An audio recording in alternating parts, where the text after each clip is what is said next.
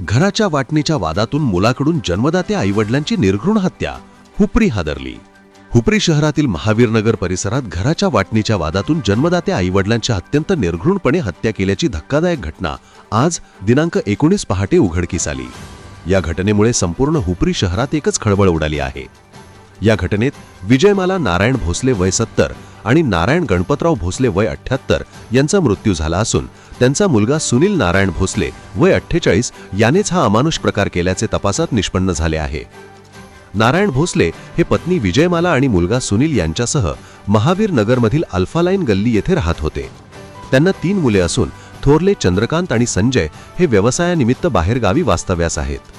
सुनीलचे लग्न झाले असले तरी त्याची पत्नी व मुले त्याच्या त्रासाला कंटाळून माहेरी बेडगाव येथे राहत आहेत. त्यामुळे सुनील हा आईवडिलांसोबतच राहत होता.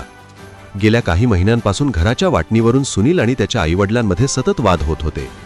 काही कारणांमुळे घराची वाटणी शक्य नसल्याने आईवडील त्याच्या मागणीकडे दुर्लक्ष करत होते. याच रागातून शुक्रवारी पहाटे 5:30च्या सुमारास सुनीलने झोपेत असलेल्या वडिलांवर काठीने डोक्यात जोरदार हल्ला केला. त्यानंतर दगडाने मारहाण करत खिडकीची काच फोडून त्यांच्या हाताची नस कापल्याचे समोर आले आहे. दरम्यान नळाला पाणी आल्याने आई विजयमाला या विद्युत मोटर सुरू करण्यासाठी घराबाहेर गेल्या होत्या. त्या परतताच सुनीलने त्यांच्यावरही काचेने व दगडाने हल्ला करून त्यांची ही निर्घृण हत्या केली. घटनेनंतर सुनील हा अत्यंत शांतपणे घराबाहेर आला आणि मॉर्निंग वॉकला निघालेल्या शेजाऱ्यांना हसत मुखाने प्रतिसाद देत होता. काही वेळानंतर त्याने स्वतःहून हुपरी पोलीस ठाण्यात हजर होत गुन्ह्याची कबुली दिली. पोलिसांनी घटनास्थळी जाऊन पंचनामा केला असून आरोपी सुनील भोसले याला ताब्यात घेण्यात आले आहे. पुढील तपास हुपरी पोलीस करत आहेत.